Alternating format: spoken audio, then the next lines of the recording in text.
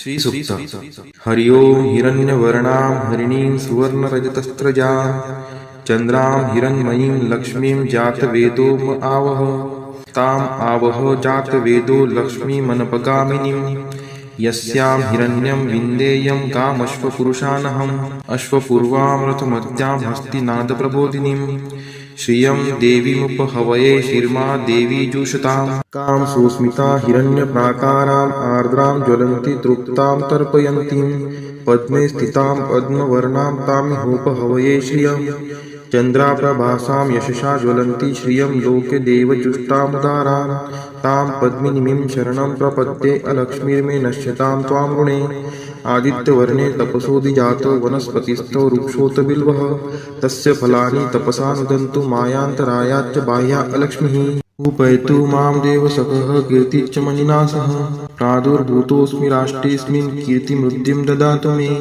क्षुत्पिपासामलां ज्येष्ठाम् अलक्ष्मीं नाशयाम्यहम् अभूतिं समृद्धिं च सर्वा निर्नुद्मे गृहात् गन्धद्वारां दुराधर्षां निष्टपुष्टां करीषिणीम् ईश्वरी सर्वभूतानां तामिहोपहवये श्रियं मनसः काममाकुतिं वाचः सत्यमशीमहि पशूनां रूपमन्नस्य मयि श्रीश्रयतां यशः कर्दमेन प्रजावृता मयि सम्भवकर्दम श्रियं वासय मे कुले मातरं पद्ममालिनीम् आपः स्रजन्तु स्निग्धानि चिक्लितवसमे गृहे नीचदेवीं मातरं श्रियं वासय मे कुले आर्द्रायः कर्णीं यष्टिं सुवर्णां हेमालिनीं सूर्यां हिरण्मयीं लक्ष्मीं जातवेदोम आवह आर्द्रां पुष्करिणीं पुष्टिं पिङ्गलां पद्ममालिनीं चन्द्रां हिरण्मयीं लक्ष्मीं जातवेदोम आवह ताम् आवह जातवेदो लक्ष्मीमनपगामिनीं यस्यां हिरण्यं प्रभूतं गावो दाशोऽश्वान् विन्देयं पुरुषानहम्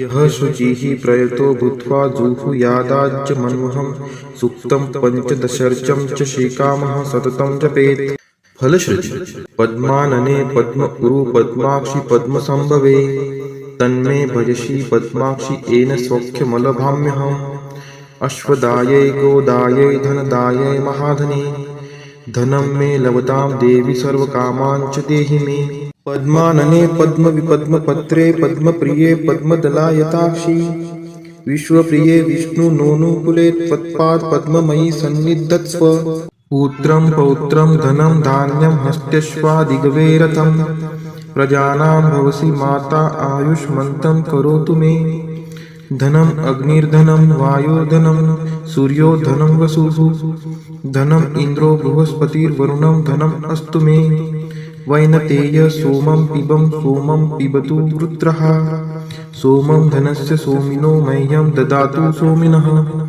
न क्रोधो न च मात्सर्यं न लोभो नाशुभामतिः भवन्ति कृतपुण्यानां भक्तानां श्रीसूक्तं जपेत् सरसीजनीलये सरोजहस्ते धवलतरांशुकगन्धमाल्यशोभे भगवती हरिवल्लभे मनोज्ञे त्रिभुवनभूतिकरी प्रसीद मह्यं विष्णुपतिं क्षमां देवीं माधवीं माधवप्रियां लक्ष्मीं प्रियसखीं देवी नामाम्यच्युतवल्लभां महालक्ष्मी च विद्महे विष्णुपत्नी च धीमहि तन्नो लक्ष्मीः प्रचोदयात् श्रीवर्चस्वम् आयुष्यम् आरोग्यमाविदात् शोभमानं महीयते धान्यं धनं पशुं बहुपुत्रलाभं शतसंवत्सरं दीर्घमायुः इति श्रीसूक्तम् वेङ्कटेशो वासुदेव प्रद्युम्नोमितविक्रम सङ्कर्षणो अनिरुद्धश्च शेषाद्रिपतिरेव च जनार्दन पद्मनाभो वेङ्कटाचलवासन सृष्टिकर्ता जगन्नाथो माधवो भक्तवत्सल गोविन्दो गोपति कृष्णकेशवो गरुडध्वज वराहो वामनश्चैव नारायण अधोक्षज श्रीधर पुण्डरीकाक्ष सर्वदेवस्तुतो हरि श्रीनृसिंहो महासिंह सूत्रकार पुरातन रमानाथो महीभर्ता मधुरपुरुषोत्तम सोडपुत्रप्रिय शान्तो ब्रह्मादीनां वरप्रद श्रीनिधि सर्वभूतानां भयकृद्भयनाशनः श्रीरामो रामभद्रश्च भवबन्धैकमोचकः भूतावासो गिरावास श्रीनिवास श्रियपतिः अच्युतानन्दगोविन्दो विष्णुर्वेङ्कटनायकः सर्वदेवैकशरणं सर्वदेवैकदैवतं समस्तदेवकवचं सर्वदेवशिखामणि इतीदं कीर्तितं यस्य विष्णोरमिततेजसः त्रिकाले यः पठेत् नित्यं पापं तस्य न विद्यते। राजद्वारे पठेत् घोरे संग्रामे रिपुसङ्कटे।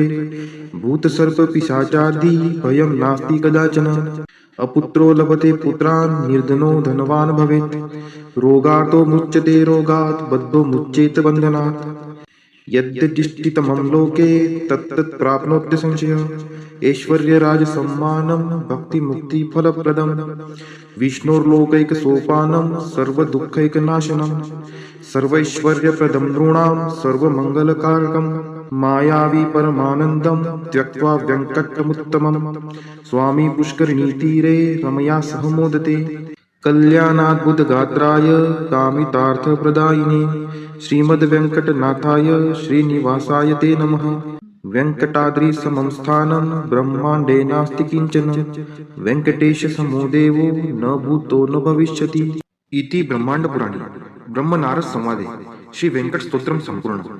ओम नारायणाय विद्महे वासुदेवाय धीमहि तन्नो विष्णु प्रचोदयात्। ओम नारायणाय विद्महे वासुदेवाय धीमहि तन्नो विष्णु प्रचोदयात्। ओम नारायणाय विद्महे वासुदेवाय धीमहि तन्नो विष्णु प्रचोदयात्। ओम नारायणाय विद्महे वासुदेवाय धीमहि तन्नो विष्णु प्रचोदयात्। ओम नारायणाय विद्महे वासुदेवाय धीमहि तन्नो विष्णु प्रचोदयात्। ओम नारायणाय विद्महे वासुदेवाय धीमहि तन्नो विष्णु प्रचोदयात्। ओम नारायणाय विद्महे वासुदेवाय धीमहि तन्नो विष्णु प्रचोदयात्।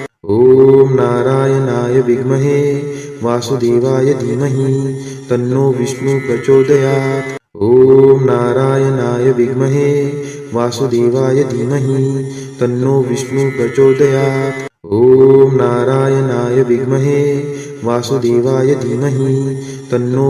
ओम नारायणाय विद्महे वासुदेवाय धीमहि तन्नो विष्णु प्रचोदयात्। ओम नारायणाय विद्महे वासुदेवाय धीमहि तन्नो विष्णु प्रचोदयात्। ओम नारायणाय विद्महे वासुदेवाय धीमहि तन्नो विष्णु प्रचोदयात्। ओम नारायणाय विद्महे वासुदेवाय धीमहि तन्नो विष्णु प्रचोदयात्। ओम नारायणाय विद्महे वासुदेवाय धीमहि तन्नो विष्णु प्रचोदयात्। ओम नारायणाय विद्महे वासुदेवाय धीमहि तन्नो विष्णु प्रचोदयात्। ओम नारायणाय विद्महे वासुदेवाय धीमहि तन्नो विष्णु प्रचोदयात्। ओम महालक्ष्मी च विद्महे विष्णुपत्नी च धीमहि तन्नो लक्ष्मी प्रचोदयात्। ओम महालक्ष्मी च विद्महे विष्णुपत्नी च धीमहि तन्नो लक्ष्मी प्रचोदयात्। ओम महालक्ष्मी च विद्महे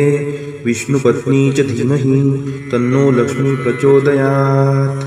ओम महालक्ष्मी च विद्महे विष्णुपत्नी च धीमहि तन्नो लक्ष्मी प्रचोदयात्। ओम महालक्ष्मी च विद्महे विष्णुपत्नी च धीमहि तन्नो लक्ष्मी प्रचोदयात्।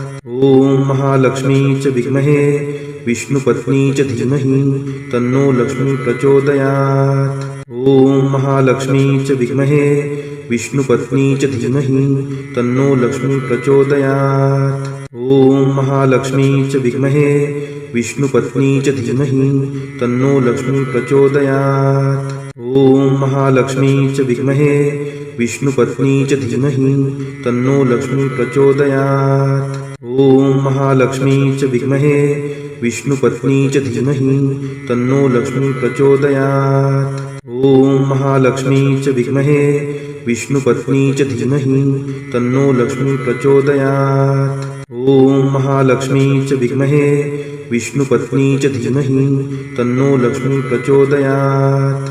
ओम महालक्ष्मी च विद्महे विष्णुपत्नी च धीमहि तन्नो लक्ष्मी प्रचोदयात्। ओम महालक्ष्मी च विद्महे विष्णुपत्नी च धीमहि तन्नो लक्ष्मी प्रचोदयात्। ओम महालक्ष्मी च विद्महे विष्णुपत्नी च धीमहि तन्नो लक्ष्मी प्रचोदयात्। ओम महालक्ष्मी च विद्महे